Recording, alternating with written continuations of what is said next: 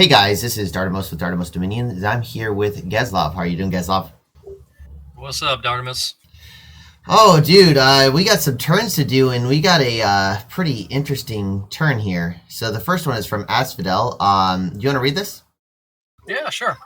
First, a bit unlucky to go with a bad script. Now some luck returns. I rolled an in-4 pan on first 2 attempts, so I can grow third fort next turn. This means my research by turn 30s will be a little stunted, but should still be reasonable. I am petitioned to help attack Ermor, but unless Abyssia commits to someone that is not me, I can't commit truce to Ermor. I haven't heard back from Nabai yet, but it's hard for me to ignore the threat of a bunch of fire elementals. It's so really, what's going on here? Yeah, I missed last week. Oh, so we've got some conflict, it seems like. Well, yeah, Ermor went and attacked. And what's funny is that this Abyssia thing he's talking about, Abyssia talks to me, and Abyssia thought that they were going to have a forever truce. And so, this is he's worrying about nothing. They've got a nap 3. Yeah, that's what I thought. I thought they were kind of like in this together. Yeah, exactly. So I don't know what he's worried about, but I think that we've also heard that Abyssia is. I think that he said he's going to commit up to the north, and is going to try to hit Nabah. But we can see that later on. N4 pans. I mean, what's funny, dude, is. Do you have any randoms that you're always looking for that you always seem to get? Well, I usually like the fire death cross path on dwarves. I can never seem to get it though. It's funny with the pans. I seem to always get these N4s that he's looking for, and he seems to have gotten one too. It's just really odd. Maybe it's maybe the dice are going for him or something. But either way, he doesn't need his. Do you get what he's saying with the pretender with the N4? Yeah, I think I understand what he's saying. Now he lost his pretender, right? Yeah, and that was a huge hit. He thought his game was over at that point. Ooh. What do you think he's gonna do with this N4? He said he's going to go and grab a new fort, because he can't grow a fort unless he's got an N4, and his pretender was his only N4, so he was... Gotcha. So he's probably going to do that. I'm not too worried about him. I think that either way, he was kind of... His expansion wasn't the greatest, but it should be interesting to see if he can pull it around. Asphodel just being Asphodel, I hope he's able to do something, because it'd be fun to get something like that on tape. But something you did miss, dude, is that Sitis went to war, and in 2 episodes, we got all the way to Ermor is now at Sitis's capital. So let's see what Novell has in store. Dude, I just finished playing a bunch of Total War, and so I'm trying to Wasti my way around the map. Nice. Dude, is this just PD, right? Yeah, he didn't patrol. Why do you think he's not patrolling? I mean, there's been no fights. He's lost no army. We saw that he was in position. He could have intercepted. Why isn't he patrolling? What's the diplomatic situation? Has he succeeded in convincing others to go in against Ermor? Novell has decided to big balls it and declare war on 2 people at the same time. Huh. Yeah. Well, I guess he's used to it, and he was missing the action in this game. I don't know. So he's went to war with Mictolin and Sitis, who are the lowest 2 players. So fair enough. He did pick good targets. And from the message we just heard, Asphodel's they're trying to get Asphodel on board with this. So I know Sitis has been having a tough go at it this game. He just might not have anything. That's true, and that'd be really sad if he just gets steamrolled. He did lose a lictor, so yay! But we have something else that it looks like they did get another friend involved in this war, and that's Relay. Now, what's interesting as Relay going in on this, I mean, is this a good target for Relay? I mean, they're not going to get any money out of it. That's the problem, is Ermor's not a good target for anybody. But the nice thing about Relay trying to end Ermor now is I don't think there's a lot of other good options to get down into the water. Ermor is it. I mean, as far as which nation is the biggest threat to Relay, I would say it's Ermor. What's interesting is that I think what you're saying is true, that they are the biggest threat to Relay. They're probably the only ones that can easily go underwater. And not only that, but once Relay takes Ermor, they don't really give up that "you can't attack me" status. Yeah, exactly. Because who wants that land, right? Exactly. People just want Ermor dead. There's no liability anymore there, like a coastline fort or something like that. Okay. So no, I think it's in one of the earliest episodes when I was looking at the map, I kind of suspected that Relay would go against Ermor. That would be his first target. I figured it would be a Satis Relay alliance against Ermor. And it's kind of playing out a little like that. Though I think Satis was an unwitting target. He may not have actually wanted to do any of the heavy lifting here. Yeah, I don't think that Satis was quite ready for this. And it's not looking really good. Now, the nice thing is that I think as soon as this episode comes out, like a turn or two later, I do get an interview with the Satis player, Sakane, and he does have a plan. Okay. So there is the lay down and die strategy is not the strategy he's planning this time. So, which is good for us. Yay. Yeah, because it is looking bad. Both of his, so he doesn't have much income. He has no way of recruiting. He looks pretty locked down. Yeah, he does have a. We'll get to see this. I'm really excited. In fact, it might even be next turn of the turn after that we get to see parts of it. Is this? I mean, is that scary to Ermor? Because it doesn't look scary to me.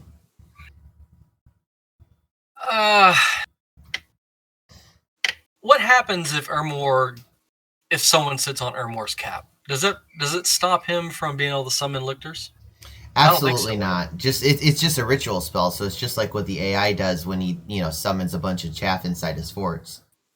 Yeah, because that only affects like Scalaria's skeleton summoning. And I don't even think it locks down the death gem income. Right. So yeah, I don't think Ermor really cares. Like it's a maybe annoying. Are there even sites in these territories? Are you talking Satis or in Ermor's? No, Relay's little coastal raid. Nothing. Yeah, they're already depleted. So I don't think Ermor's too worried. Relay can't mind blast him. Oh wait, yes he can. Yes he can. Never mind. Which ones can he mind blast? I think he mind blasts lictors. Oh, can they? Oh, nice. Oh, and the skeleton, the Mound King. Oh, so he's gonna be able to blast the PD that shouldn't be that much PD here though. Can we see PD? No, we can't. Oh wait, yeah, we can. He's putting 10 defense in every single province. That's kind of weird. Okay, like I'm not used to this. I'm used to 1 PD Ermor. When I talk to him, I need to ask him why, because that is weird, right? Yeah, that's pretty weird. Okay. I mean, you just need 6, just to prevent the event, or those little villain events. But yeah, as Ermor, yeah, like you said, 1. And what's interesting is, doesn't when the PD dies, doesn't it just turn into this crappy skeleton shaft, doesn't it? Or when the population dies? Yeah, I don't know. It's weird. That's a weird one. Okay, at least he gets some knights. That's cool. Yeah. So either way, really interesting quirk about him. what I like about this is like he's expanded his border so far that even if he gets pushed back a little bit, during that whole time he's still churning out, lictors and lictors and lictors. So I do see this going on. I do see him being fine, at least in the immediate future. And I don't see anybody able to really do anything against him, which is interesting. Yeah, I don't think Relay committed enough. He needed to go all in. He needs to get Ermor's capital. Yeah, why is all this stuff here? And okay, those are meteorite guides. Okay, yeah, I mean I don't know why he's not marching this fat stack over. You know what it might be, dude? He might not have any. He might have just been like recruited into this fight, and he might only have. He might not have any supply items. Oh, okay, that makes sense too. Okay, so we have thrones here that have been attacked, and dude, I've never really played against Facia before. This is insane. So the last I saw, Facia was in kind of a precarious position. They were fighting Pangea. Yeah, Pangea has fallen. Okay, they were having trouble. I remember that. Yeah. So he's pulling up. Is that it? Yeah, these guys don't seem like they're anything greater than really big, heavy infantry. Like they don't seem amazing. Well, click one. It's because they have that piercing. Well, it's not really. I mean, 17 piercing damage. It's okay. They're 2 to a square, so that defense skill doesn't matter as much. Yeah, and 10 protection is 10 protection. Yeah, these guys don't seem like they're worth 20 gold apiece. But at the same time, he's got so much money. I looked at his turn, dude. He's getting so much money from very few provinces. I think they need to tweak that a little bit and maybe drop it by maybe 15 to 20% to make it a little bit more. Because he should be destroyed at this point. I mean, he took horrendous losses. He had a terrible expand, and he still has a massive army. This is nuts, dude. How is that thrown for him? Precision. Well, Facia is a little bit of air, right? Yeah. So that's good. I mean, if he can do the Thunderstrike thing. Oh, does he have Sacred Thunderstrikers? He might, but he does have Javelin Ears. Oh, but they don't get the bless. Oh, never mind. Yeah. Oh, that'd have been cool. Where is? Yeah. See, I've never actually played as Facia either, and I've never really fought against him either. Does he have any sacreds? Oh, there we go. Such a rare nation to see in a game. I mean, looking at this, I've been impressed by it. To some extent, I think that if he would have kept Pan under wraps with part of his army and expanded with the other, I think he could have gotten a full expand, and taken the cap, and then as soon as that was over, his first war is over, come through, take all of this water, and he would have been the biggest nation in the game with scales. Well, I think he's still okay, because that second cap will pay itself off. I mean, a capital is worth maybe 3 or 4 provinces. Yeah, but that's the thing is he could have done that and gotten the expansion. I think he's doing well now, but I think he could have been the front runner, which he still possibly could be. If he jumps on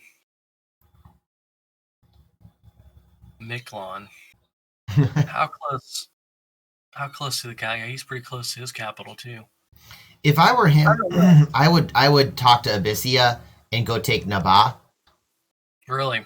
And I think that they're talking about this right now because they owe Abyssia a war. Because Abyssia promised not to take this cap.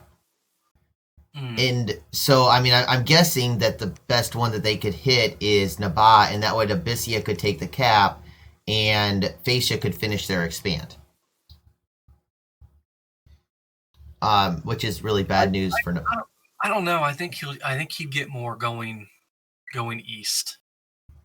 He would get the problem is he'll neighbor freaking Ermor, which is always a pain. I mean, and not only that, Mictlan is attacking Airmore. Is that a problem? Yeah, you don't want to do that. You don't want to attack someone who's attacking Airmore. Kind of want them. So I can see giving him a pass. Yeah, I think that. I don't know. He needs to get that throne up there. Get that throne, and then Nabal seems like a good target because he gets a third throne out of it. Oh wow! Wait, he's got where's the other one that he's got? Oh, no, he's only got one throne right now. I'm saying he needs to get that one, and then Nabal. And then he'd have his 3 thrones, and if he wanted to, he could take this one and another one off of Abyssia and win the game. I think. Yeah, that'd still be pretty tricky. Yeah, I think you're right. But yeah, I think Abyssia is going to get out of it. Abyssia would want that southern throne there. You mean this one right here? No. The one that Nabal currently has. Oh yeah. Once he finishes this war against Nabal, I would just straight up turn on Abyssia, possibly, unless you could see an easier. I mean, you could probably go for this one as well. So maybe like go for this one and then steal that one from Abyssia in a last war, something like that. The interesting thing is, I see a pathway to victory for Phaecia, and I don't see a pathway to victory for anybody else yet. Because Nabal has 2 thrones. But yeah, Nabal's about to get jumped. Yeah, yeah, they're gonna get jumped. And I don't see them taking this one either. Like that's just rotten luck. But let's see what they did with this, because I really am excited about these. Oh yeah, look at all these camel riders. This is beautiful. Oh yeah. What's funny is we just saw the same exact throne with. Oh, look at this, and they're flanking around. This is so much prettier than the last fight we just saw. It's good troop formation. What kind of magic is he bringing? Is it just Mind Burn? Is he even casting Mind Burn? Is that or are those the NDs casting? He's casting Numbness. Wait, who's Wally? Who is Wally? Commanders? Yeah, Commanders. Wally is it's. I think that's. Wait, that's Sheik. Is it like his? It's got to be his prophet, right? Is that an item? See, he's got that rod. You're right. He does. Okay. What is So Numbness? he doesn't really have any magic. What turn? Wait, what turn are we on? We are on The game looks pretty developed. like 16 or 17 now. Okay. But I guess I could check right now. Yeah, 16. All right. So no heavy magic yet. Okay, and then that's the end of this turn. So let's move on to turn 17. Hooray! Dude, the coffee's finally starting to kick in. I'm doing good. Sweet. Yeah, I had coffee this morning myself. Oh man, what's Rumor got to say? Oh my goodness! Novell, where's my TLDR? No. What is more, the words or the skeletons? I know not. Okay. Gun. Well, I mean, hey, don't pity yourself here, Novell. Right? I mean, he did it. He did this to himself. Wait, is he saying that the world is an unhappy place because he's Airmore? I think he's feeling sorry for himself. Okay. He looks like he's mad that Relay attacked him. Okay, so I'll give this one. Hello there. This is my first time reaching out. I am Novell, master of the undead menace that is Airmore. The gauntlet has begun, and so I have come to run it. I have invested much into the destruction of Statista, and Relay has struck from the waters. A lamentable opponent. He's getting multi-soliloquical on me. For me to have, as my powers are not suited for underwater combat at this time. But that is the circumstance I find myself into. They have marched onto my lad. That sounds dirty. Reaching my cap circle from the sea, but I will push them back into it. We will fight them on the shores. We will fight them on the beaches and take much from them while I do. I do not fear them at most. This blunts my offensive potential as I counter, raid, and defend, but undoubtedly it will cost them more than they will ever gain. Such is the fate of those that oppose the undead. We shall see how this all resolves for the eldritch abominations. I gotta say, he's got a bit of poetry to his, that's awesome. Oh, that's great. Yeah, I love how he gets into it, man. I mean, it's awesome. I love it. I don't feel like there's too much self-pity there, other than, granted, he did get, backstabbed, but... Yeah, no, I think there's a little bit of anger in this message. Just a little bit, just a hint. I mean, this is the first message he sent. Yeah. So it bothered him enough that he's like, I'm going to write about this. Okay, we got oh my goodness, Asphodel's doing short messages. I'm so happy. Okay, dude, this one's yours.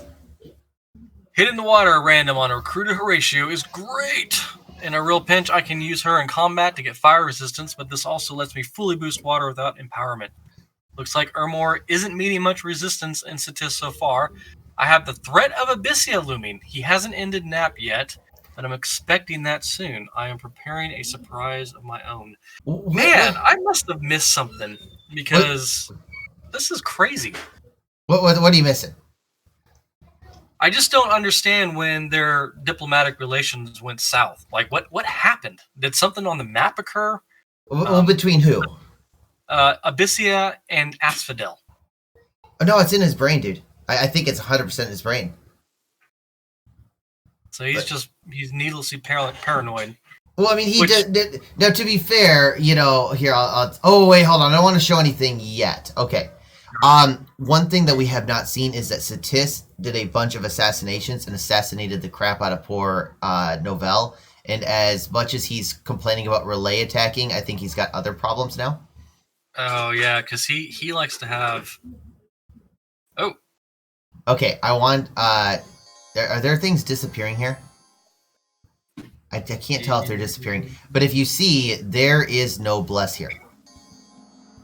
So all of his troops are completely unblessed. There is no quickness bless.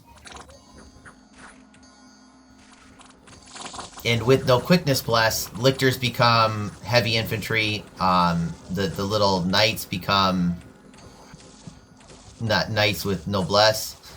And yeah. Oh man, things are going south for Novell here. Now, to be fair, that's only like the knights hurt because you can't replace them; they're irreplaceable. But the lictors, I mean, that's only like a couple turns of lictors. And I look at that as he wasn't ready for the what is it? The assassinations.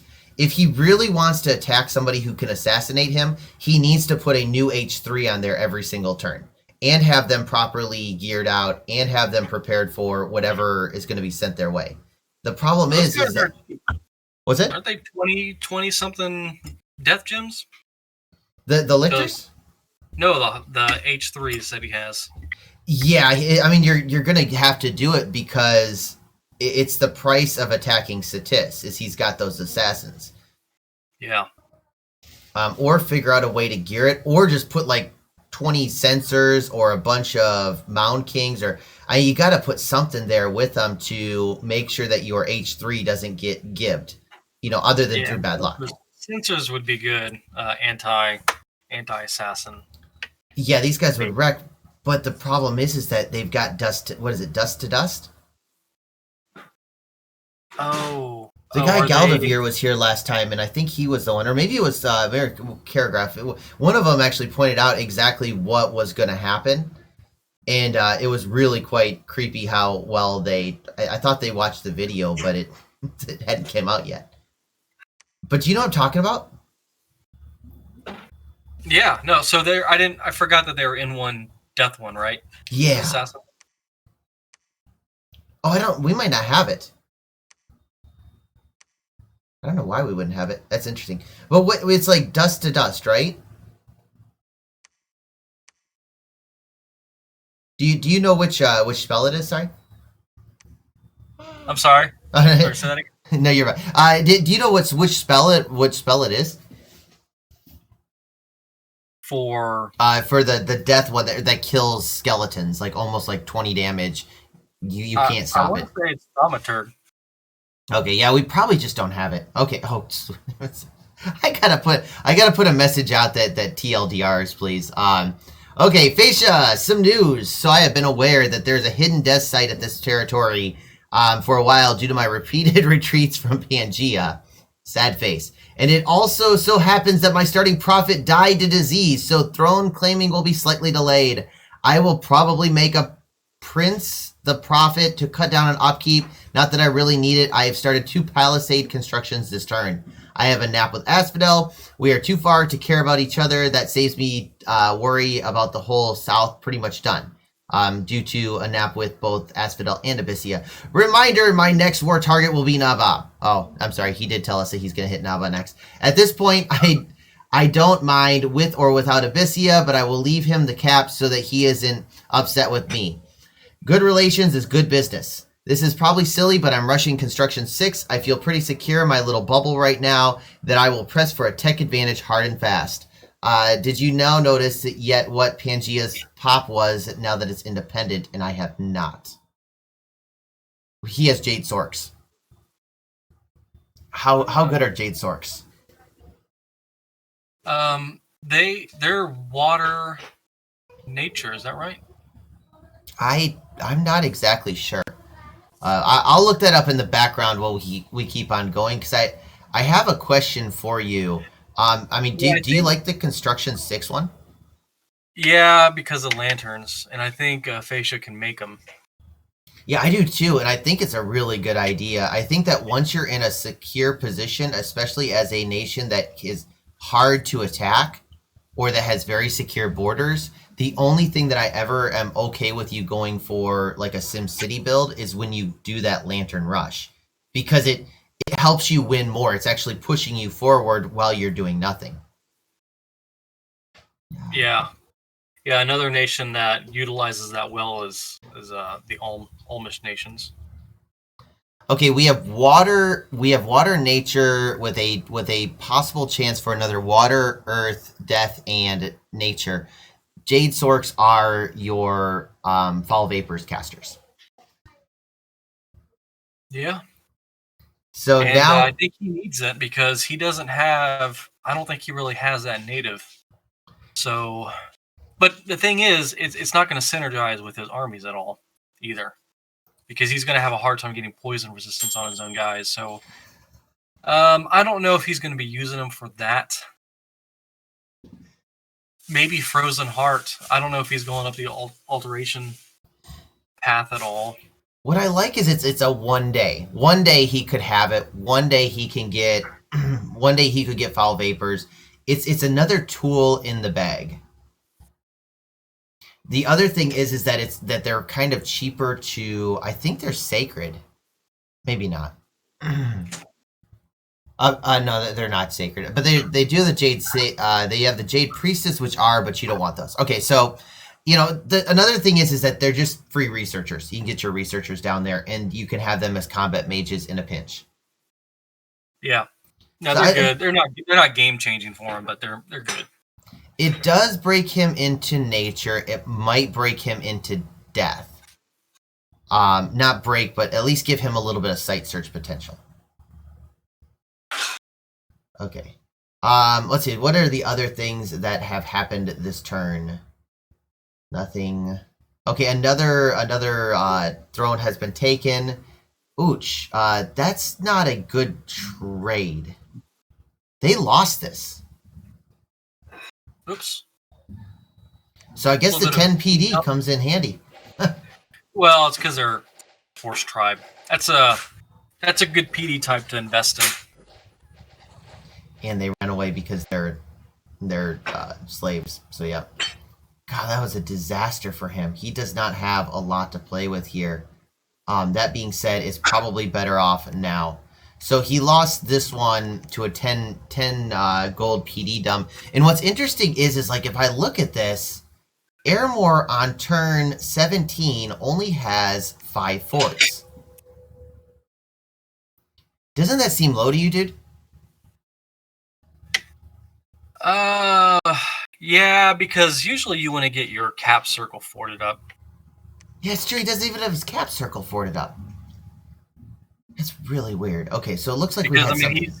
he's not getting a lot more money at this point. You know, he's going to be embroiled in coalition, coalition to coalition. Because even if he wipes out Satis, there's just going to be another that enters the arena against him. So, Oh, that was a really good move. He takes this, and it's gonna be really hard for Aramore to take it back at this point. And this is Asphodel's, so the drain is not going to be as much. Yeah, I don't see, because I mean when he gets attacked now, his territory can all be raided. In how much, like 10 PD costs like 50 or 60 gold, right? yeah, he shouldn't have done that. That's a weird thing to do. He should have built a fort. Yeah, exactly. Like a fort does better than 10 PD. Because I think I may be mistaken, but I think forts increase the quality of your free spawn for Ermor. I think you will get more of those knights. They absolutely do. I know that for a fact. I don't know if you need a temple too, though. That's the only thing I don't know, if you need that temple. Yeah, really interesting, really bad turn for Aramore. And the gates are getting shut behind him. It looks like Satis may be able to actually, win this situation, because I mean he did lose a bunch of elite warriors, and I'm not liking the elite warrior pick at this point. What was told to me last time was that these Sobeks are better. What do you think? It's going to depend on what you're fighting. The elite warriors are, they're glass cannons. You don't want to use elite warriors against undead. No. Okay, so it's just a bad matchup. And I mean, they did get pretty hurt this time, but they did the majority of the killing. I mean, these guys take up, are a quarter, but they did a lot less damage. That being said, they also died a lot less. Yeah, and that's the thing. You want to attrition less than Ermor is attritioning. It's very important that you do not attrition against Ermor. Now, what's interesting is if you see this one dude killed 41 guys. This other guy killed 27. It's got to be his prophet. And so I'm kind of looking. That's just your H3. It's a big banishment. And I mean, think if he had a blood vengeance. I mean, like, he didn't get blessed, but if he had a blood vengeance like this, you could see the blood vengeance would have wrecked the commanders. I mean, those two guys would have died before they killed like 4 or 5 lictors, and then they would have just popped. Dude, I think when Novell started using blood vengeance, that was a great idea, and he should have just stuck with that, because it really punishes priests big time, and priests are a big problem for Ermor. And so it counters your counter in a way. Yeah, I'm gonna be interested. I gotta get a hold of him and do another interview with him. Now that this battle's over, and I haven't seen him since expansion, I'm kind of curious if he still likes his choice or not, because I've not met one person that have said it was a good choice. And it's kind of working out that way as well. At least so far. Maybe we'll see later. Okay, let's move into... Do we have time for 18? Yeah, let's do a really quick turn 18. We'll do a quick turn 18, and then we will get a general assessment of the area. Okay, your turn, dude. Now I regret misplays. I wasn't paying enough attention, and it cost me such a good start. I forgot about the assassins, not that they exist, or even the bodyguards for them. I forgot to move the sacreds over to bodyguard while sieging, and to bring throwaway commanders to burn attempts. I could have won that battle if I had one H3 available, but alas, such is life. In real-life conditions, oftentimes affect ability, and my lack of detail cost me an incredibly strong start. We will see if I can recoup and finish rated Satis. Dust to Dust is just so powerful, both in mass and in these assassinations when protected by swarm casts. I wish we could have... Actually, you'll get to see him, because I got the interview with Sakane, and we got those things on tape. It's wonderful. Nice. One thing to note of Novell is that real life, I don't know if you've heard this, dude, but he is swamped right now. I forgot what he does. I know he talked a little bit about working for some political campaign. Well, he doesn't just do that. That was like the side thing, and luckily that is all over. And now they're moving on to now he's back to real life things, which like something with his job, it just flared up. And you know how it is with Corona right now, how everybody all of a sudden one day they'll be gone because Corona has affected their workplace in some positive or negative way. And that's kind of what happened with him. Now he's working nonstop. And I mean, I can see this because Novell's a good player. He shouldn't have missed this. And I think that him identifying kind of shows that he knew better, but just was exhausted from it. So, well, I think the mistake that he could easily make here, what he really needs to do is not even worry about relay. He needs to really focus on finishing off Satis. I agree with you. I 100% agree with you. Because relay isn't going to advance on to Ermor. Like, relay just didn't bring... I don't think relay brought a serious force. And so Ermor really just needs to focus on Satis, get him dead, and then come back and take care of whatever problems relay was causing. We'll see what he does. What's interesting is that he said that he could have won that with his bless. Do you agree with him? I don't. I don't think he would have won even had he had his quickness bless on. Yeah, I do agree with you, but I think he would have at least killed a lot more, and that was all that Satis had. But I think you're right. I don't think he would have actually been able to win that one. That being said, I think Satis would have been knocked out with that fight. I think it would have been a Pyrrhic victory. I think Satis is kind of knocked out, and that's why Ermor needs to finish him off. He needs to finish him off before he can recover. Satis can recover.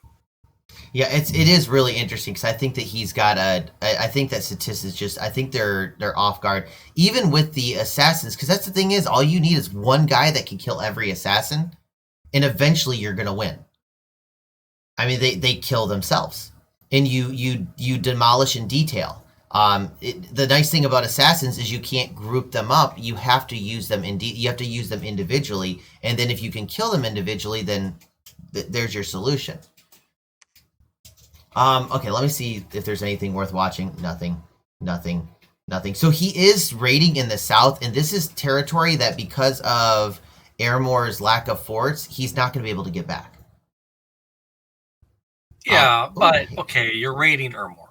What is Ermor losing? Unless Ermor is losing temples, who cares, right? I mean, Ermor doesn't need territory unless it's producing a great amount of gems.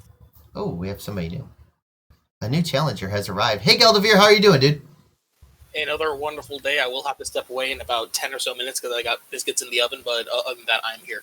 Dude, I understand that the biscuits in the oven is a very valid excuse. By the way, Satis knocked the crud out of Ermor, and Ermor is now off of their fort. I figured. Was it just massive amounts of dust to dust?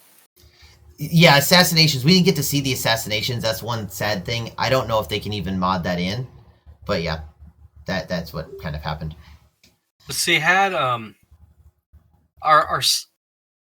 had he gone with his blood vengeance bless, dust to dust, oh god, I didn't think that he would have to worry about, right? Because those casters would kill themselves. There's definitely a chance that there is, and if you put like 2 lictors as bodyguards, then it absolutely will. I think that dust to dust would target the higher hit point lictors first. Yeah, so I think he needs to go back to that and expand on that, because that's a pretty nasty thing to put on Ermor. Like, that's the best use of blood vengeance I've ever seen.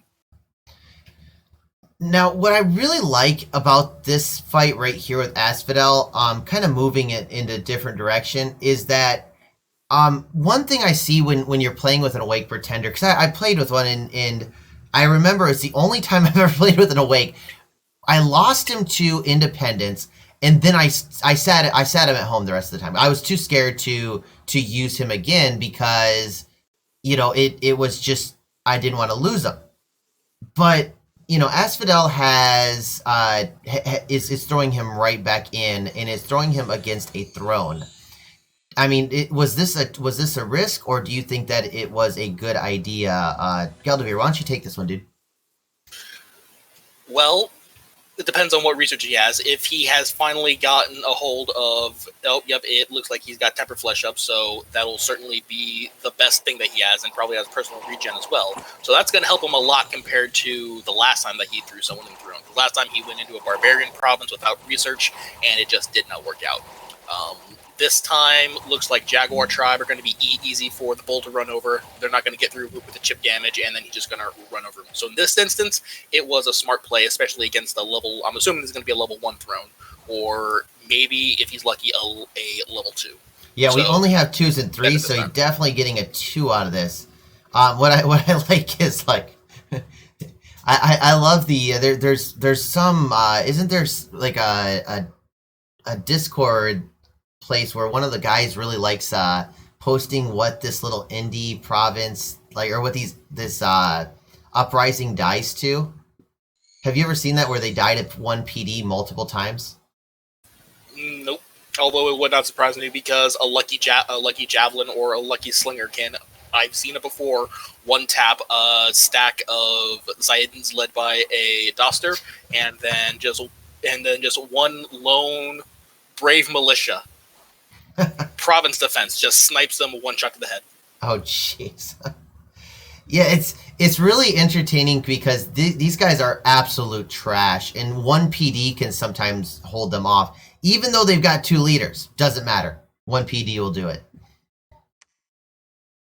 Okay, so have we gone through this whole turn? Or no, we haven't. We haven't even gone through the messages. Okay. Burning Ones here made a deal with both sides of the Armorian coalition, leaving some details out on both sides, of course. Nap 3 with Satis. Okay, so they negotiated borders. Should Aramor win, I will return the cave. Otherwise, it's mine to do as I please. I will end Nap with Naba, only if Fascia does the same thing. Confirmed Nap 3 with Asphodel, who was worried I'd send some lava warriors at him. No response from Relay. TLDR, Diplo with everybody. 100% not joining the Aramor Coalition. Just getting a nice province for it. I mean, should Abyssia, the largest player in the game, should they be joining this war? What do you think? Geslov? Joining against Aramor? Yep. Nah. I don't think he needs to. I mean, what's the point? He doesn't need to beat Aramor to win. And Aramor is really not a threat to him. Armor's tied up. It's a good point. Yeah, it's. I mean, there's some opportunity. There's some opportunistic throne taking, though. I mean, now I can see why Asphodel didn't want to join this coalition against Aramor. Well, so Asphodel did end up joining with Aramor in an Undead Power Alliance? Right now, the sounds of it is Asphodel is getting roped into the Armorian one if there is peace with Abyssia. And Abyssia has just reaffirmed with Asphodel, hey, we're not attacking you, even though we border you both east and west. By the way, Geslov, I was going to point this out. I think this is why he was so worried. Oh, yeah. Is that he thought, like, Abyssia was going to try to, circumnavigate through his territory. Send peaceful explorers. And instead, I think Abyssia is right. I think let everybody who wants to fight Aramor, let them do it. Just get Aramor out of the game with 0 cost to yourself. Aim for the one person that is not at war with Aramor and knock them out. And so by the time that Aramor's dead, you can have the goodwill of, hey, I left you alone when you were fighting Aramor, but at the same time, you made gains during that time. Yeah, exactly. No, he's playing it right, for sure.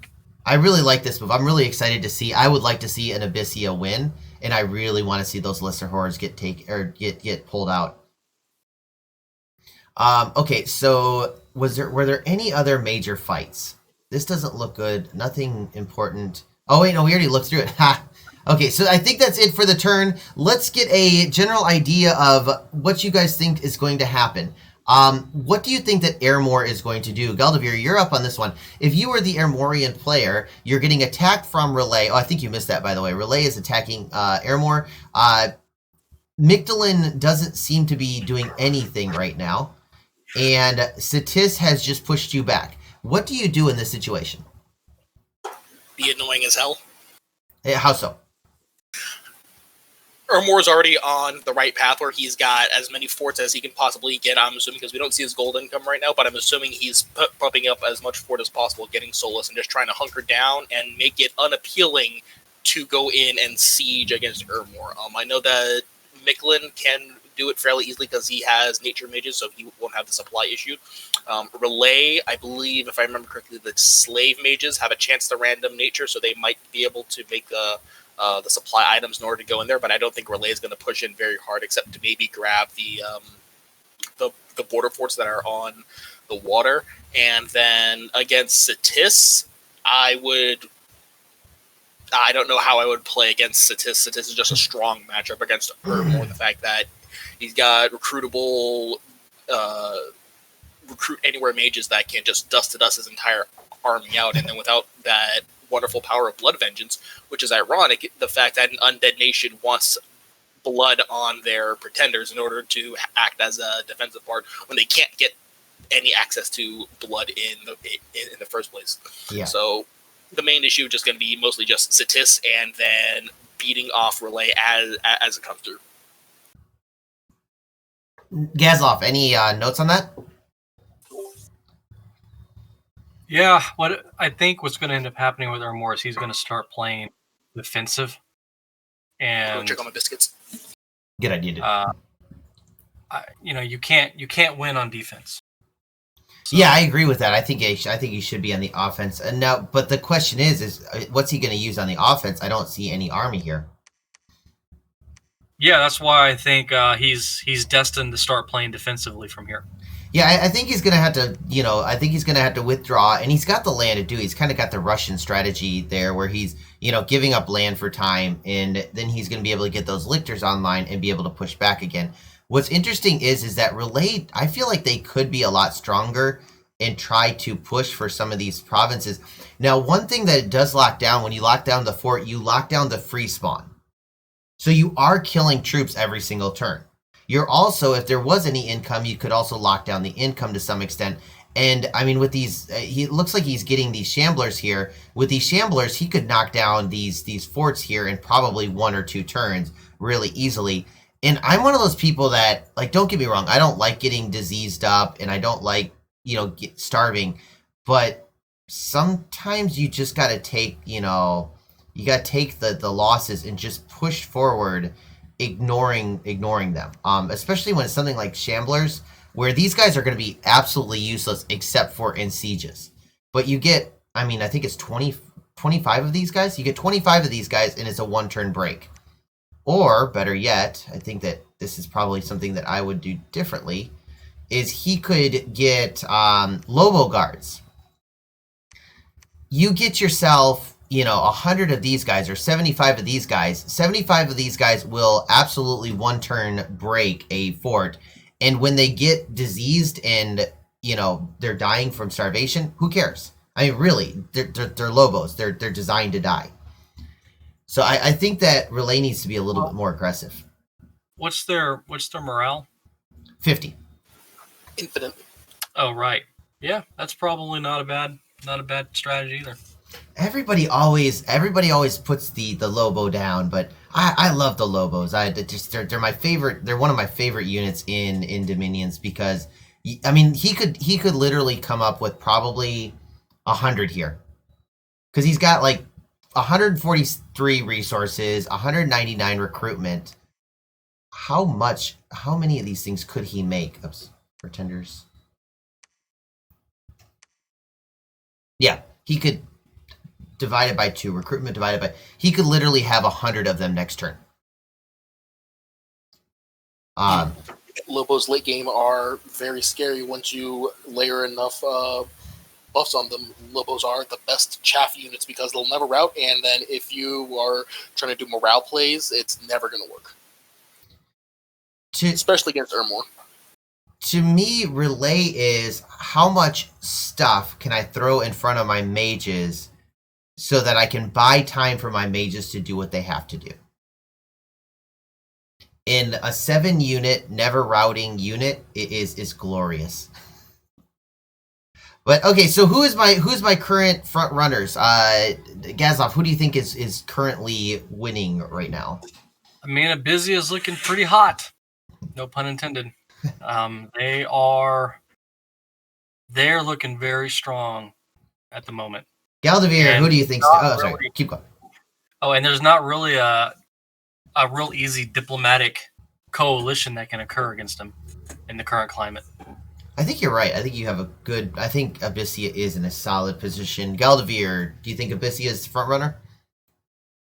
Same as it was last time that I was on. Abyssea is still strong. I don't know if they're... Because I missed a massive chunk of the episode, which I apologize for. But did Abyssea end up going to war with Nabah? They're going to in the next couple turns. Okay, so if Abyssea can continue to hold on his position and keep diplomacy with the Satis and Ermor and Asphodel and all of them, he can just focus on Nabah. Nabah's got a lot of good territory in a very strong position that will get him access to 3 or 4 thrones. Yeah. No, yeah. So he does that, he knocks Nabah out, and then he can just turn and eat Fascia, which I'm surprised he hasn't done anything yet. Well, I'm still surprised that the people have let Fascia do whatever Fascia wants to do. Yeah, I do think that it's this island start where they can't get to the island and they don't want a war where it's a one-sided war. It's kind of like Relay. Relay is very safe right now. And I think that you treat them like Ermor. You just say, look, I'm not going to peace with you. I'm going to take my lumps, and if you don't, just stay off my coast. If you want to take a nap and not bother my coast, like what Nabah has right here, which is you say Fascia, sure, I'll take a nap. I'm not giving you anything. That would be okay, but yeah, it's kind of interesting. I'm interested to see what happens here. I don't think that anybody's truly knocked out of the game except maybe Satis is hurting pretty bad. Mictlan is not looking very strong, but I think that both of them could actually have a late game play. So, Galdavir, thank you so much for joining up with us, dude. I really appreciate it. No problem. I'll try and be earlier next time. No, you're good. Gazlov, thank you again for being here and getting us started, dude. Yeah, anytime. Okay, guys, I will see you in the next one. Have a good one. Bye.